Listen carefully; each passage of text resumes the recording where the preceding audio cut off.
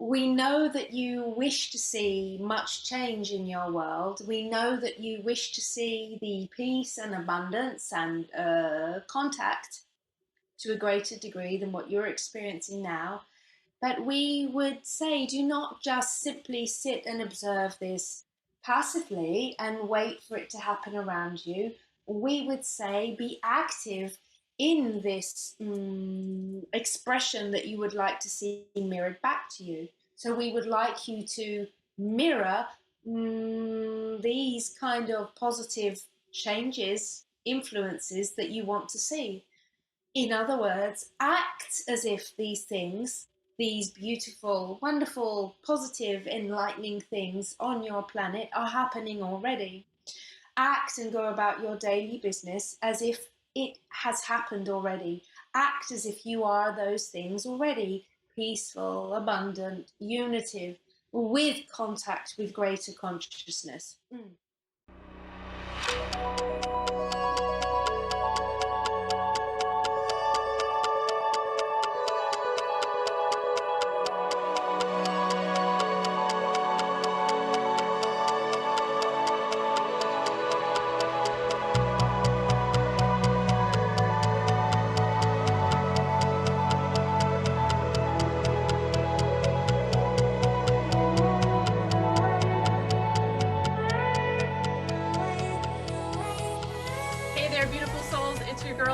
We are back at it again for another episode of Living Life Consciously. We have a very special guest lined up for you today, and we are stoked to get started. So without further ado, Justin, say hey. Hey there, Cosmic Thrill Seekers. I'm Justin. This is Living Life Consciously, where we explore the extraordinary, ride the waves of inspiration, and embark on an adventure of limitless curiosity together. And I'm Leslie, also known as Light Being Love, an eternal spiritual being having a temporary human experience.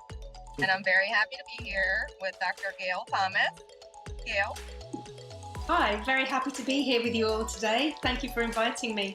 Absolutely, we are glad to have you here. And for our audience who may not be familiar with Gayle, she is a healer, channeler, and teacher in higher consciousness and metaphysical healing. She serves as a conduit for Tarp, an extra-terrestrial collective consciousness offering profound insights and healing to those ready to receive. In this episode, Gayle will guide us on a journey across dimensions, bringing celestial wisdom and human experience. From hosting seminars and working with clients worldwide, her work empowers individuals to awaken their highest potential. As an ordained metaphysical minister and cancer experiencer, Gayle combines personal and academic expertise to promote the conscious evolution of human awareness. Her teachings and channeling bring forth unique insights that inspire peace, clarity, and a deeper understanding for life's purpose. With a Ph.D. and Master's in Metaphysical Science, a bachelor's degree in Theology, and certifications in various healing modalities, Gayle's extensive knowledge and experience make her a catalyst for the change and awakening. Discover Gayle's channeled book called The Book of Tarp, a practical guide for attuning with your higher self and channeling supernatural energy into your life. Embark on this enlightening adventure with Gayle Thomas, Ph.D., and discover the transformative power of higher consciousness. Thank you so much, Gayle, for coming. That lovely introduction. Oh, I'm so glad you liked it. Yeah, thank you. That was cool. Absolutely. So I would like to ask you about your channeling abilities and maybe even like where they started. Was this something that was always with you? Was it something that came over time? Like, what was that first experience like for you? Yeah, so the first experience was in my 40s of channeling. So It's not something that I felt that I carried through. I didn't even really believe I was psychic. I was always very interested in spirituality and the alternative kind of phenomena. I was always drawn into space things and sci-fi things and fascinated by space and the universe. I got into yoga in a very big way in my early 20s, and that really resonated with me and made sense. So I could say that even though I didn't grow up in a spiritual family or really have any overt psychic or contact experiences, compared to some people. It seems that I am spiritually inclined, but this big thing of channeling didn't really happen to me till later on, till I had a cancer experience. In hindsight, I can see that I am a sensitive person and have been. I would be, another empath, because there are so many of us. Someone who feels things keenly, is very perceptive. Dissociative tendencies or trans-dimensional tendencies, as many of us do have, without it being given a label of psychic. But you have, I'd say, had a keen awareness or a feeling about things without explicitly being obvious that it was psychic, if that makes sense. Gotcha. And actually, I like to describe it that way. That's comforting for me, because I'm always someone that has been interested in spiritual things, but am skeptical, because there's a lot of BS out there, and there are a lot of people either kidding themselves or deliberately kidding everybody else. But I am a believer. I do believe in God, actually. I wouldn't have always called it that word growing up. But I'm a believer in the moreness and the wholeness to life that we see. I've never been an atheist. I've always been a spiritualist. So the way it came to me makes sense to me. These logical things. Right.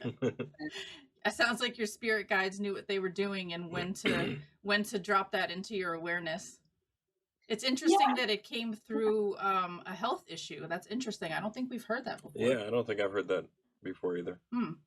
I think a lot of these experiences that jar you or shake you up, they happen in a crisis moment, and for a lot of people it is in like a health crisis, or they have a near-death experience or something like that, or their whole world just crumbles and they evaluate who they are. But it's interesting. I find it very interesting looking at channels, actually, and the kind of beings they channel and the kind of intellect they have. And I feel that, I'm very analytical. I don't just believe things easily. I'm somewhat arty and I embrace my imagination, but I don't just believe everything. So I see that some people come to channeling and they come from it from a very romantic or poetic route, or they come to it from a very deeply religious background, or they come to it like me, someone who is spiritual but thoughtful as well. I've always been a deep thinker. I'm not claiming to be a big philosopher or anything, but a deep thinker. And it's interesting because I feel that the consciousness that I channel is more kind of intellectual rather than emotional. They're very they can come across as quite cold or quite clinical, maybe? Clinical, I've heard that word used before, where it's very straight to the point. Just Yes, and I think that's an Andromedan thing, and I think that I do have those tendencies in my personality. Sure. I can be an abstract thinker, but I can really care a lot about the mass, but not be so good at understanding when someone is suffering right under my nose. So there's a sort of abstractness to the way my intellect has worked, if that makes sense. It is a sort of Aquarian-like way of looking that can be seen as a little bit cold. Oh, God, I'm not saying myself very well, am I? But I think there's a similarity there with the kind of consciousness that I channel, and I see differences with other channels and the kinds of consciousness they're channeling, if that makes sense. Sure. Yeah. It seems to me that we're a good match. I mean, it's kind of obvious that we're going to be a good match anyway if we're attuned. But the whole kind of way they come across is a way that I can relate to without me being like, oh, come on, it's I don't know, it's hard to explain, but there are sort of styles, and they sort of marry. It's like a dog and their owner. You sort of see why the dog and the owner, they look similar, or why the owner has got a dog. It's like the channel and the consciousness. They seem to match. That's a cute comparison. I like that. Yeah. I never thought of it that way, but it's kind of what I'm driving at, really. That's a good analogy. We've spoken to quite a few different channelers, and they've described the process in all kinds of different ways, and they speak to all different types of collectives. We speak with a group called Speaking from Source. That's their name. It's Tom and AJ, and they channel who they call the guides. And then we spoke to another one that channels the Arcturians. So I wanted to ask you, like, what type of channeler would you classify yourself as? Because some of them describe it as I, meaning like them, their consciousness like takes a back seat and they're just kind of like there hanging out while all the channeling is going on. And then other channelers describe it as they're very much in the front seat, but they're just allowing things to come through them. Am I making sense? So what's your process ultimately is, I guess, what I'm asking. I'm sorry. It's good to use the metaphors like that too, because it's relatable. So I'm a conscious, now I'm going to say conscious trance channel. I used to think it was a sort of trance state that I would go in, only because it feels very similar to when you're under hypnosis, and I think they call that a trance state. However, it's not really a trance state. I think it may produce similar brain waves. Anyway, I'm conscious, and you could say to me sitting in the front seat or the back seat of the car, how I've written about it is it's like stepping into a swimming pool, and you step down some steps into the water, and you are aware when you take the first step down that your being is a little bit into a different kind of dimension, a different kind of medium. Awareness of where your feet are in the water, and you have awareness of where the rest of you is out. The more you take a step down into the water, the more you're submerged in this other kind of medium, this other kind of consciousness, but you're still whole, and you still have the choice to step back out or go more in. And so I say that when I'm channeling, it's pretty much all of me except for the last bit. I am a visual learner, so this is like literally perfect for me. So while the information is coming into the wholeness of my body, right? Most of me on a whole level is reading that information, but there still is a thinking mind. If I choose to engage it, I could start analyzing it. But the fact is, if you're not channeling, when you're going into a pool and you're like that, you're not really thinking anything at all. You're in a flow state. But you do have control. You can say, I've had enough. I'm going to step out now, or I'm cold, or I'm hot, or I've got an itchy nose, or I can hear someone shouting up there, right, who's just come into the pool area. So you have all that awareness. Okay. And you can step out anytime. So that's, I think, how it is for a lot of conscious channels. But you're just allowing more of yourself to be taken over. It sounds sinister. It's not like that. You just let go more and let it flow more. I love that answer. Thank you. Yeah. So it's just another way of looking at it, because I've described it as sitting in the back seat of the car. Okay. But there is a slight difference there. It's implying that you're not driving the car, but you are. You are. Okay. You know. It's kind of like it also can be that when you're channeling, my eyes are closed when I channel. A loud noise may happen. This has happened a couple of times, like in the group or the audience where I'm channeling, and it's completely startled me. And it has been a completely primitive reaction. You know the way babies do that kind of like fright thing? And so I've gone like that and opened my eyes, which is interesting because I said there's a part of you still in the real world which is aware. Right. Having said that, if you're caught by surprise, the reaction is not cognitive. It's more, what do you call it? It's a primitive reaction. Yeah, I'm trying to think of the word. It begins with an I, and the word is escaping me. The reaction that babies have, there is a special word. Oh, innate. It's like an innate reaction. And that particular reaction, there is a name for it, but I can't remember. Anyway. Okay. Yeah. What's one of the most profound things you've learned since you've started channeling? Like, what's one of the biggest takeaways that you've, or what's one of the most profound messages you've received? Good question. Yeah, that is, and there's actual messages, and then there's things that I've learned as a result of the channeling. Okay. The biggest thing, which isn't a specific message, the biggest thing is losing the fear of death. Because speak on that, please. Yeah, well, I mean, this came to me from diving into a set of practices that would turn my illness around when I had cancer. And so I had a great deal amount of fear. But when I had the Christ experience that led to my channeling, the fear of death went immediately, because all of a sudden, it's not like I had an NDE, but to use the cliche, I saw beyond the veil, not everything, but when you know that you have a connection beyond the physical reality that you have taken as gospel around you, you are no longer frightened about what happens when you die. So that is just I know that all I have to do is pull curtains back at any time. It's like, oh, that's where everything is. That's where that connection is. So that has been the most profound, subtle internal thing that's happened since I've channeled. I mean, there are so many messages that come across.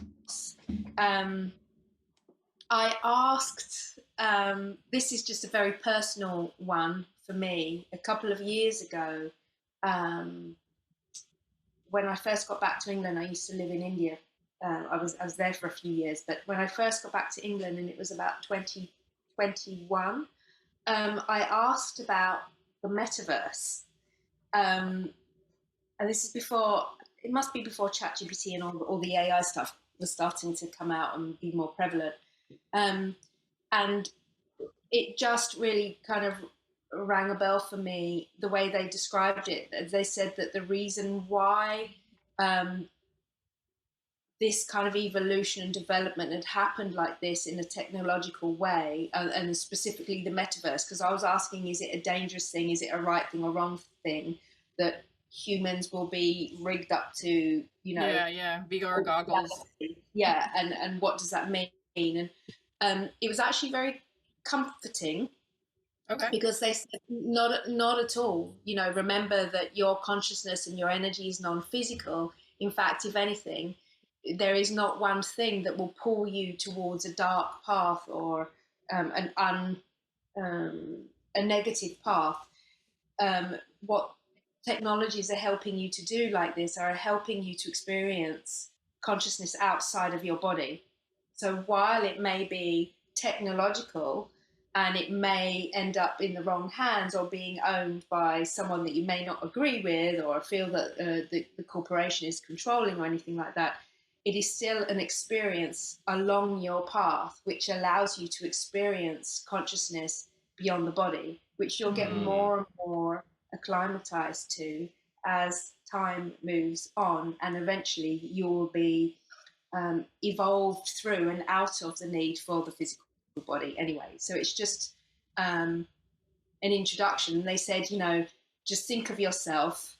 You are whole and you're all connected, and there is this unity awareness there, but you are streamlined and you're put into a box, in a box, in a box, in a box. So you are, as human beings, compartmentalized, bigger to smaller boxes, all the way down to an individual body with a name, with a cap and a limitation, name, a personality, a job. But you are housed in a little box. So if you put another little box like the metaverse or the goggles on top, it's just a box in a box, and you're already in like nested boxes. You're already in nested layers. So don't get too caught up on that. So that was a little personal thing that I thought, oh, right, okay. And there was something else a long time ago when I was channeling for someone else who she was a channel herself, and she made it her mission to, in her words, travel to places to free captive souls, lost souls and captive souls. And sometimes on her journey, she would encounter some things that she found very scary. And she wanted to speak to Tarp about that. And Tarp explained to her that actually it was even those kind of consciousnesses and entities that represent fear or represent darkness are actually coming from a place of love. They are willingly, voluntarily taking on that role to be the bad guy or the person who brings about change or brings about a contrast or an opposition. If you think about all these terrible people that have happened throughout civilization, the warmongers, they were doing the best they can do in their manifested physical form. But before they came into that physical form, they volunteered to take on that role. And it's all part of the grand play out, the move towards love and a move back towards opening and expansion and ultimately return to that union place.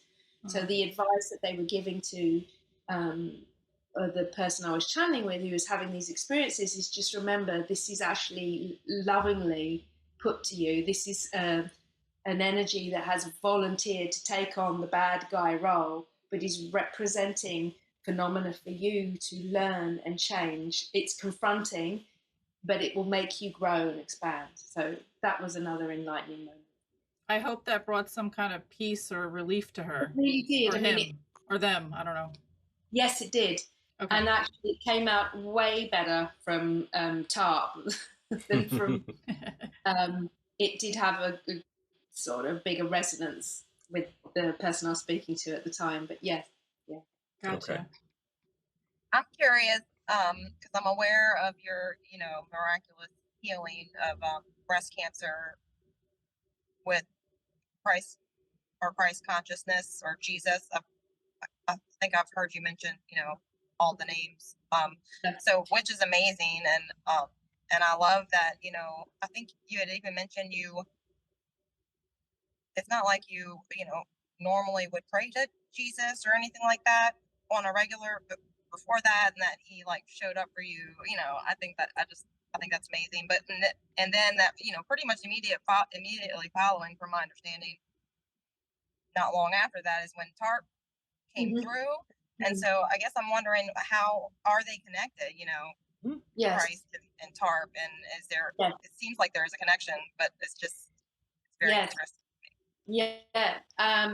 It's funny. I think that Jesus, I mean, I don't want to get too caught up on the name, but when I had that experience, I knew of him as Jesus. I've since come to call it a Christ experience or a Christ experience.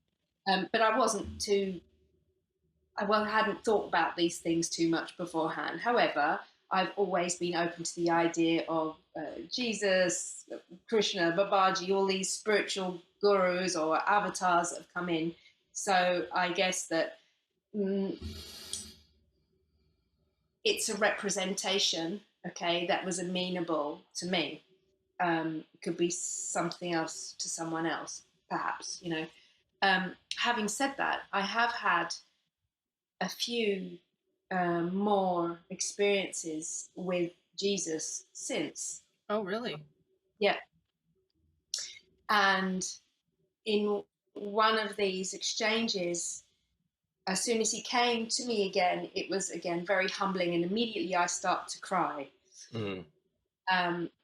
And I think it was, I can't remember my circumstances, but I think I said, I don't know really what I'm supposed to be doing with all this work. I keep doing so much because I'd written papers on consciousness and other papers on comparing ET healing techniques with ancient yogi healing techniques. Love that.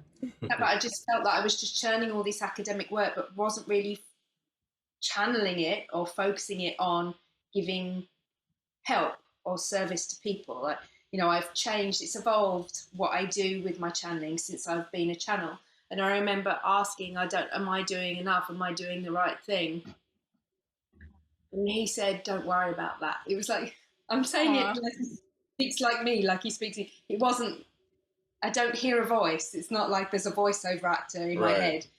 It's obviously it's just knowing. Knowing. But the communication was, don't watch what anyone else thinks. Just do what you can do and offer it to me. And as soon as he said that, it just made perfect sense on the whole of my body. And I just sort of cried like, oh, of course, it's so obvious. It just said, just do it all for me. And then I just said, wait, why Tarp? And he said, he laughed like a sort of silly smile, like, I love you. You're so, this silly question. Beings are within me. All beings are within me. So there's the connection. So I think, ultimately, whatever intelligence or consciousness is out there, it's as varied and infinite as we are here, throughout the rest of time. There will never be two people the same exactly. And that's how it is off planet in the rest of creation around us. But there's one thing it all comes back to, good and the bad and the ugly, which is exactly what Tarp's saying in the book. There's only one thing it comes back to, and it's love. It goes by many names. It can go the name of you, right? I love that message. I think the opening came with the asking for healing, and then there was a resonance there with Tarp, and it was supposed to happen. I was thinking resonance, even with Christ and Tarp. I feel like it's all about resonance, and that we all are from the same source. I'm assuming you would think that as well. And just different creations. I guess I'm going off topic now, but a little bit about the Christ consciousness and just trying to understand it personally. But with that, I'm like, is Christ consciousness, was that something evolved before the civilization of where Tarp is from, which are the Andromedan? Did I say that right? Andromedan beings. Yes. So so which came first, I guess, from source? I'm thinking out loud. I would think, let's not get tied up on the labels, but the consciousness which represents, or what we know of as Christ or Jesus or God, I would think that is the emanating, moving vehicle that spreads throughout all of creation, that enables everything to happen.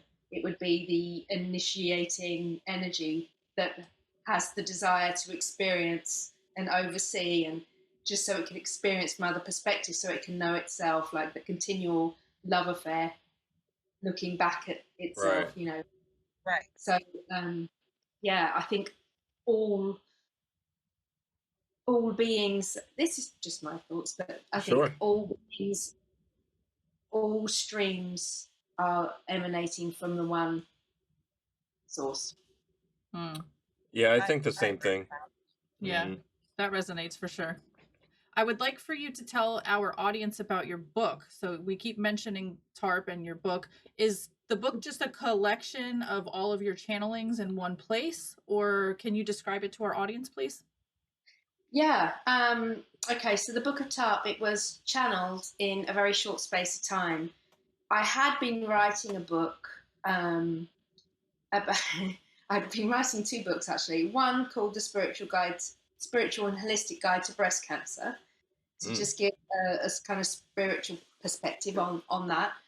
And the other book was called Awakening to Channel, and it was going to be me writing about what I think about, channeling, and how we should normalize it, and how ways to go about it, and about the ways I go about training people to learn how to channel in the process. But halfway through that, Tarp stopped me and said, let's come back to that book. We just want to tell something very quickly to you, about 30,000 words, and then you can go back to your other book, but make sure you get this one out first. And so I closed my eyes and put my hands on the keyboard, because I'm usually a verbal channel, and it just flowed. So it was one long paragraph of about 30,000 words. Wow. 2 weeks. Wow. So you were in the middle of writing 2 other books, and they're like, "Excuse me, can I cut in on this dance?" And then just gave you 30,000 words of wisdom. That is amazing. So I tell you why that did me a favor, because I'm not a writer. It was painstaking for me to write these other books. Okay, it doesn't come natural, right? You know, but I was just writing what I know about, but you know, the protocol. I hadn't written a book before, and you know, it was not easy for me. And then this came along, the book, and it took away all the resistance. I just closed my eyes. They were not precious about it, and a channeled book isn't precious with the vocabulary it uses. It's very kind of lots of little words and, you know, repetitions, and there's a soothing energy to it. I don't know how many channeled books you've read, but when you read them, they're usually very relaxing. They're, you know, they feel right and they feel like the truth, but it's very simple language usually. And so this came out, and of course all I had to do was just explain some terms, put some paragraphs in it, and do a spell check. Nice. Actually, no, a bit more happened than that, because I met a lady who was at the end of her life. Actually, what a beautiful lady! She's called Grace, and I actually met her in San Francisco, and she read a chapter. I said, "Would you like to read a chapter before I you know, launch the book?" And she said, "Yeah, you know what this needs? It actually needs to be broken up in real bite-sized pieces, because although the language is simple, the concepts are really big, and it would be really helpful if maybe you could put it in little paragraphs." I thought, I know what I'll do. I'll get this put in stanzas.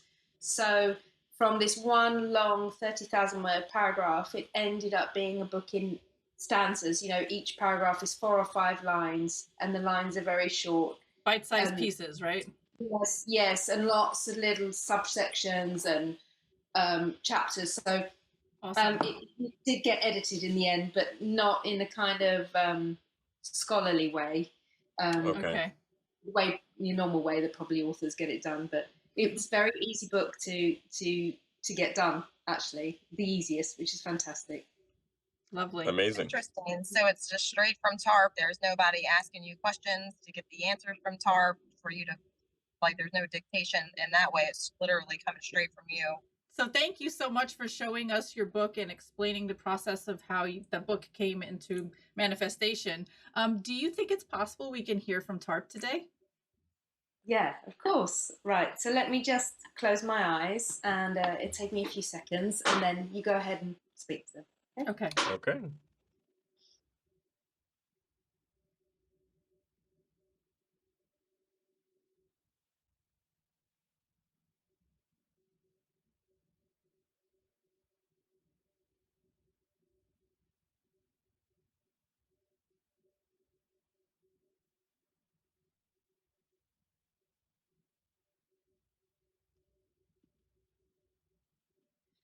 Good afternoon, we are Tarp. We are pleased to be with you, blending our consciousness with this now of your now time. How may we be of assistance to you? Thank you so much for joining us today. I was wondering, what is the primary message or purpose you wish to convey to humanity through these communications that you have with Gayle? Well, we are here at this time to help those who are already opening to new ideas and concepts, who are ready to be active in the world, to make the changes that they would like to see. We are resonating with those who are already sensitive, who are already what you may describe as healers, or those attracted to lighter ways of being. We are resonating with those kinds of ways of thinking and those kinds of consciousnesses. We have a few messages, but overall it is a message of love and oneness.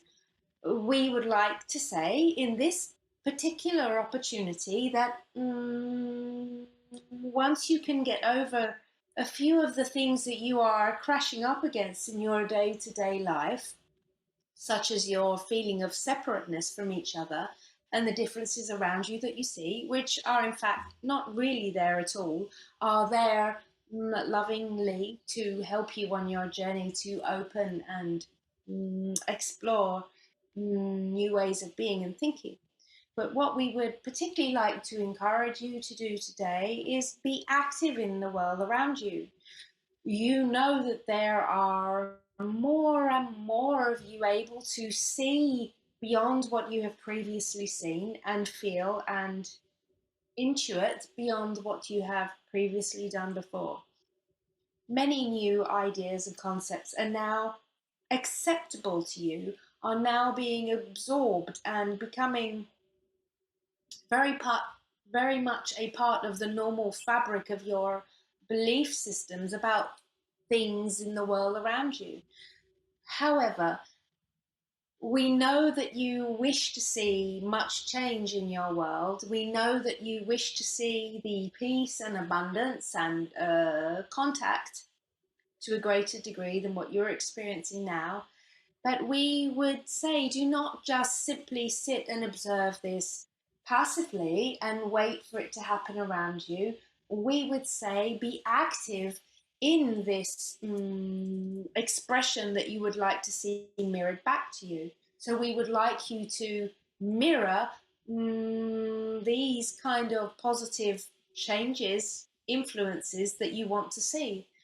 In other words, act as if these things, these beautiful, wonderful, positive, enlightening things on your planet are happening already. Act and go about your daily business as if it has happened already.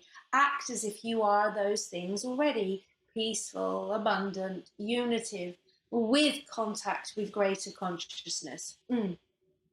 Waiting for things to appear in the sky and for peace to dawn upon the world and abundance to overflow in your life is somewhat inactive. We often speak about loving action into this world, but loving action is action which is meaning to go about your world as if it is full of love and full of abundance and full of union. We hope this is making sense, but this is very much part of your doing to bring in this new way of being, to bring in the new world which you are desperately seeking and hoping for and encouraging and talking about in your day-to-day lives. Yes, it is nice to talk about it, and you help each other embed and embody this kind of new awareness and these new kind of concepts into your life, but we also actually ask you to go out and be active into your daily lives. Act as if it is so. Talk as if it is already done. Act and behave in the world and carry about your tasks as if the world is what you would like it to be already. Your active participation is what helps not only others believe that it is so, but it helps usher in this new experience and this new age of well-being for you. Act as if it is here. Do not act as if it is not here and it is far from it. Act as if it is already here. You're one small person, you may think, separate, but in fact, you are the group too. Your energy acting into the world is loving action and affects the group mind or the group culture or the group energy of not just your community or your country, but the world at large. This affects everything. We talk about the smallest things having the biggest impact. This very much is relevant to the thoughts, the conversations, and the behaviors that come from you. So we say that even though you may feel small at times and separate at times, you are not. And your actions, even though you feel that they are the actions of just one individual, are actually mirroring and progressing the actions of the group. The actions of the group is what will affect the actual change that you would like to see. This is the message we would like to convey to you today. Wow, that was powerful. Thank you for that beautiful You're guidance, eye-opening guidance. I have another question, but AlliE or Justin, did you have a question? Go ahead. Okay. How do you perceive humanity's current state of consciousness and spiritual development? Can we perceive humanity's state of consciousness, and how do you view our humanity's current state of consciousness and spiritual development? Like, how are we doing yes, in your we understand. perspective? Well, you are pulling yourselves back from time. You are catching and tripping up over yourselves. This is why we encourage you to neutralize the differences around you that you see, so you can integrate more and more the idea that everyone that you encounter on a day-to-day basis is the mirror image of you, and the mirror image of us, and the mirror image of everything, of all that is. We see that you are getting caught up on the physicalness of the world that you're in, and this is what you have been doing. It is time. You are sort of ready, and you are seeking it with your conversations and the actions that are happening on your planet. You are seeking more, but you need to understand that that moreness, that energy which you seek, is non-physical and is beyond the differences, is beyond the fears, are beyond the actions where you are identifying with the old phenomena which is reflected to you in your physical world. We call it old phenomena because it is already something that has been brought into being from, in your linear time perspective, old consciousness, old ways of expectation and manifestation. There are new ways of being, and you are feeling and perceiving more and more in a multidimensional manner these days. You are able to take in a lot more information than you ever could and recognize it without discrediting it. However, there are the old habits and there are the old ways of being. Specifically with the mind, we speak of it being compartmentalized. But if you can learn to integrate the mind, body, spirit aspects of who you are, learn to integrate the subconscious part of your mind, those repressed things, learn to integrate more your experiences and the data you get during your dreaming time into your normal waking time, the more you will feel a fluidity, a lucidity to your consciousness, and the less you will feel compartmentalized, the less information will be hidden or closed off from you, the more information you'll have available to you, the more you'll feel multidimensional and more expanded, the more you'll be able to move towards the kind of lives and lifestyles that you wish, where you're able to be authentic, where you are able to weave your beautiful non-physical energy into your body and create real abundance, course, and peace and success for yourselves and each other, knowing that you are unitive in your actions and that the results are for everyone. This is how we see.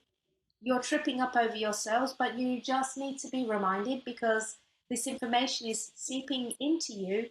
These new ways of perceiving your world are coming into your psyches more and more. Hence, these kinds of conversations are happening.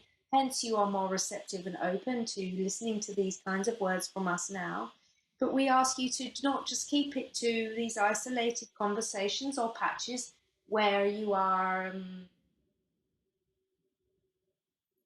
dwelling in these kinds of alternative conversations, but to bring this awareness actually into a physical practice where you are physically trying to remember on a daily basis, trying to accept, acknowledge who you are, embody who you are, and actually go about your physical daily actions with the idea of infusing the mind, body, spirit, or the non-physical with the physical into the world.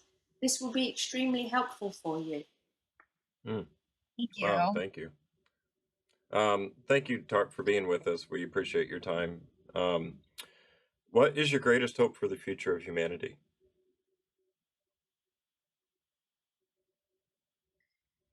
Our hope for you as humanity is that you actually realize that you are all part of the same energy that we all are, that there is the contact, that there is the freedom to move about and live your physical lives with abundance and without fear.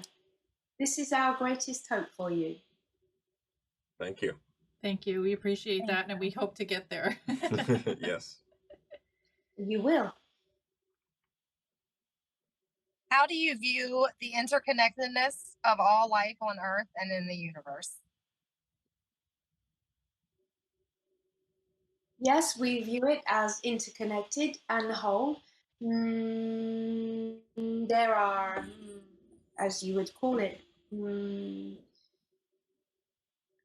filters applied to many different experiences of consciousness, which keep that consciousness limited to a certain range of experience, which can allow it to receive certain kinds of understandings and growth from such restrictions. These streams of energy are all, of course, coming from one eminence of what you would know as God, including our communications with you. There is interconnection.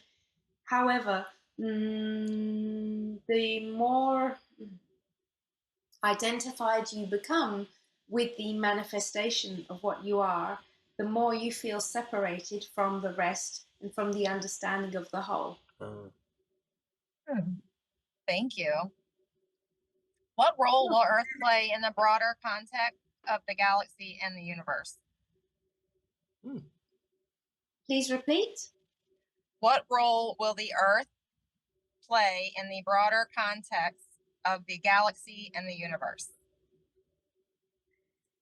There is no mission role or purpose role in the greater context of this galaxy. However, there is much vested interest in the evolution and advancement of not just your species, but other species already on this planet. There is much investment in the energy and the diversity of your planet. Many different generations and species have invested their time, their energy, and also their genetic material to create such a diverse place. There are many opposing and differentiated energies or consciousness cultures playing out on your planet. However, this is all part of a process, a stage, if you like, where there is sifting and sorting and struggles between opposing forces to grow. Remember that all of this, even the playing out of contrasts and energies and perspectives, is all there as an agency to bring a growth or a metamorphosis in civilization or in humanity. This very much, in a sense, is important to all those who are invested in the life on Earth, and it does affect consciousness of everything everywhere. However, this is not just happening on this planet. This is happening in multiple other places. Remember that time may seem linear for you on your planet, but this is a constant flux or motion of moving apart and coming together within all of creation. So there are many planets which come to a tipping point or fruition point or an expiration point or a rebirth point or a point of jumping up in evolution or a point of creating life from nothing. There is much going on all the time throughout all of creation. Everybody has a direction to flow in, and everybody actually is working towards an understanding of wholeness and love, even if it doesn't seem that way. Is this making sense? Yes, thank you. It's a very comforting message, actually. I resonate with that message very much. Yes. Yes. So how do you envision the distant future of humanity in terms of spiritual, technological, and societal evolution? Well, this is a very big question, and there are many ways to envision all of what you say. There are many possible outcomes also. The line in which you are following and envisioning renders a certain mm, likelihood or probability of things happening as they stand now, but things can always change and always do. Right now, we would currently view your future. One moment, please.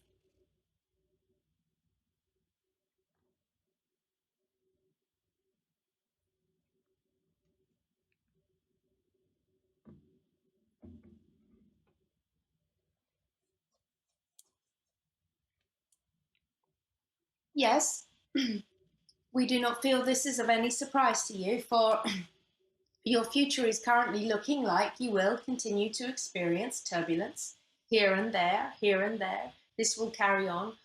All of this turbulence or disruption is actually cracking open the surface of your inboxed or compartmentalized consciousness in effect, in as a fact.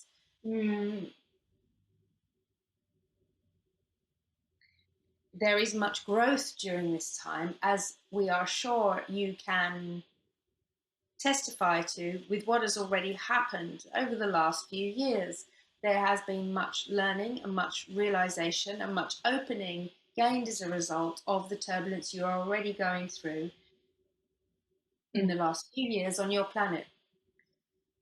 Of course, this will not last forever. There is much that will come to light.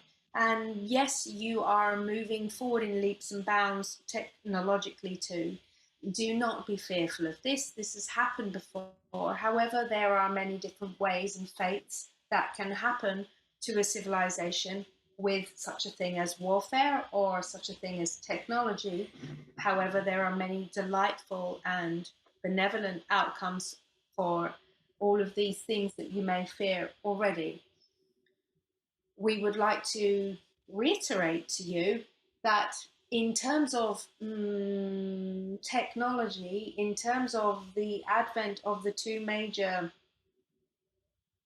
technologies which come towards you now, not just your AI, but quantum computing, they are enabling you, they will enable you to think and experience multidimensionally. They will help you to understand concepts which you have previously found difficult to grasp. You will actually begin to understand and embed and perceive and recognize experience as multidimensional with the coming of the quantum computing technology.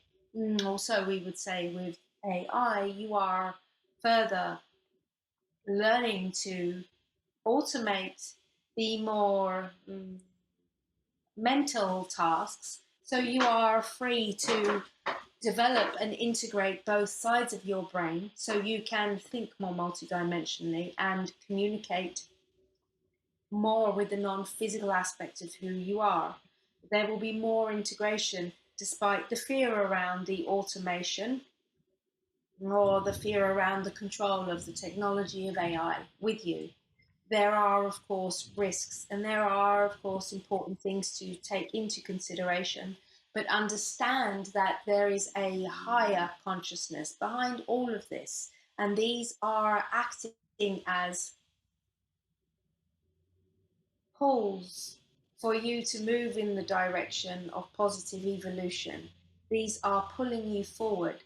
There is resistance and there is struggle. When there is resistance, the more you struggle, the more suffering you will feel, the more you understand that there is nothing to fear, the more you understand that moving into more non-physical ways of understanding life is a natural course and a natural process for you as physical bodied beings right now.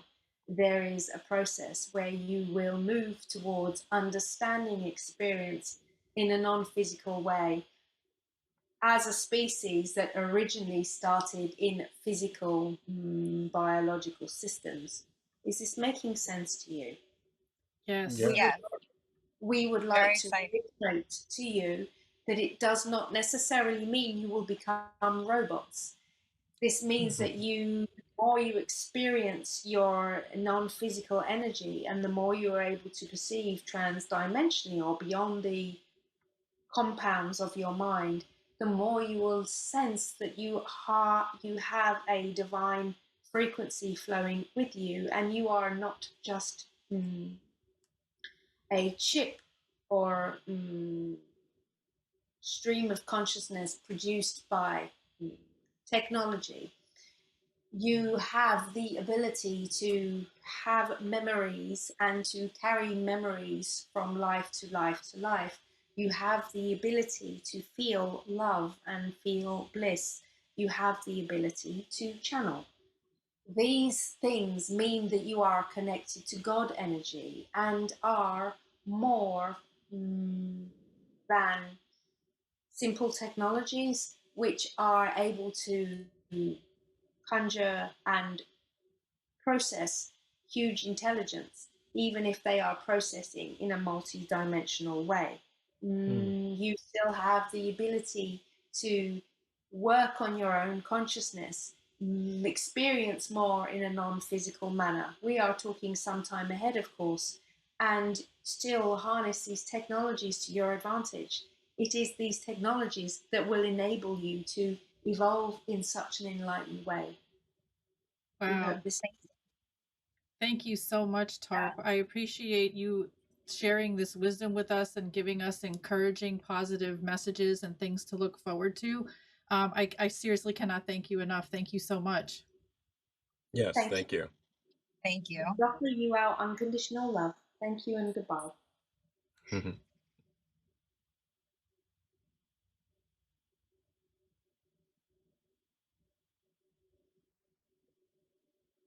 you. Welcome back. Thank you so much, Gayle. That was amazing. I'm excited for our audience to hear that message. Can you please do them a favor and tell everybody where we can find you? Drop your links, please. Yeah, sure. So you can find me on Tarp Channeling on Instagram, and I think it's Tarp Channeling on YouTube. Okay. And the website is Gayle, Gayle Thomas.com. And I will have that displayed on the screen, as well as all of those links will be found in the video description box below. Is there any last words you'd like to share with our audience before we close off? No, I just want to say thank you for having this chat with me. It's really nice you've taken the time, and I'm really honored. And yeah, I hope this just helps everyone on the way with their multiple conversations they're going to have with lots of people having lots of interesting experiences. You know, I'm just one of many, and we're all just kind of ushering everyone forward bit by bit. So wow, you're so positive. Thank you so much. I'm really grateful for you. Thank you. Yes, thank you so much. Beautiful messages. And for our audience that's still sticking around, please do us a favor and smash that like button. Click subscribe, ring our little notification bell, drop a lovely comment down below, and share this video with your family and friends to help us spread the good word. Much love, peace, and namaste. Our planet would be just a point of light, hardly distinguishable from the many other points of light. Nearby planets, far off suns. But precisely because of the obscurity of our world,